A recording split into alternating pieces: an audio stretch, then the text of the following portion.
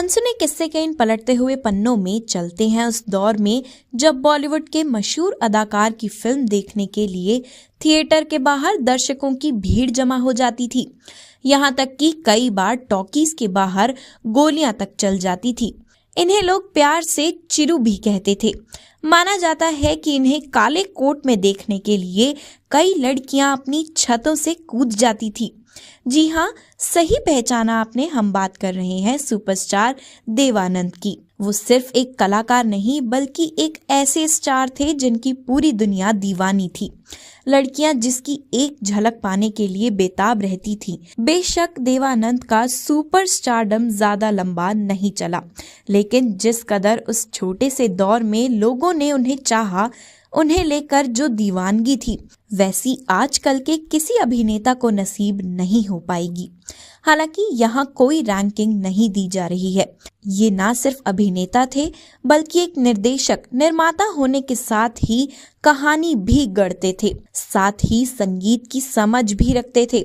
और शायद सबसे खास बात ये थी कि अपने समय से आगे सोचने की क्षमता उनके अंदर थी। बतौर हीरो देवानंद की पहली फिल्म 1946 में आई हम एक हैं थी। देवानंद की एक्टिंग के अंदाज ने उन्हें हमेशा दूसरे एक्टर्स की भीड़ से अलग रखा। तारीफ पाने वाले देवानंद को आलोचना भी कम नहीं मिली। कुछ लोगों ने सवाल भी उठाए, ये तक कहा कि अब देवानंद को काम छोड़ देना चाहिए। लेकिन उन्होंने वो दौर भी देखा जब गर्दन झुकाने का वो गजब अंदाज, काली पैंट शर्ट का उनका लिबास लड़कियों को बेहोश करता था। कहा जाता है उन्हें देखकर उन दिनों सफेद शर्ट पर काला कोट पहनने का स्टाइल बहुत ट्रेंड हुआ था। लेकिन इसके बाद कुछ ऐसा हुआ कि सार्वजनिक जगहों पर काला कोट पहनने पर ही बैन लगा दिया गया था। कितनी ही लड़कियों ने उनके लिए अपनी जान गंवा दी। कहा जाता है देव साहब की हिट फिल्म काला पानी में उन्हें काले रंग का कोट पहनने से रोका गया, क्योंकि काले रंग के कोट में वो इतने हैंडसम लगते थे कि ये डर था कि कहीं लड़कियां उन्हें देखकर छत से ना कूद जाएं। जाहिर है ऐसा कुछ होता नहीं रहा होगा, लेकिन देव साहब ने कभी अपने दौर में मीडिया में जाकर इस बात का इनकार भी नहीं किया। सिनेमा के इस सुपरस्टार की इतनी फैन फॉलोइंग थी कि थिएटर फुल हो जाते थे। लोग धूप में घंटों खड़े होकर टिकट लेते थे। देव साहब की फिल्म जॉनी मेरा नाम जब रिलीज हुई तो फर्स्ट डे फर्स्ट शो के लिए भीड़ लग गई। अन्नू कपूर बताते हैं उस वक्त जमशेदपुर के एक सिनेमा घर के बाहर फिल्म के टिकट के लिए गोलियां चल गई थी, जिसमें 2 छात्रों की मौत तक हो गई। इस घटना के बाद 1 सप्ताह के लिए नटराज टॉकीज बंद कर दिया गया। इस कदर लोगों के दिलो दिमाग पर हावी थे देवानंद।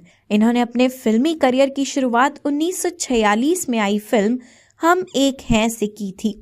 आगे बढ़ो मोहन, हम भी इंसान हैं जैसी कुछ फिल्मों के बाद उनके सफर का पहला मुख्य मील का पत्थर साबित हुई फिल्मिस्तान की जिद्दी।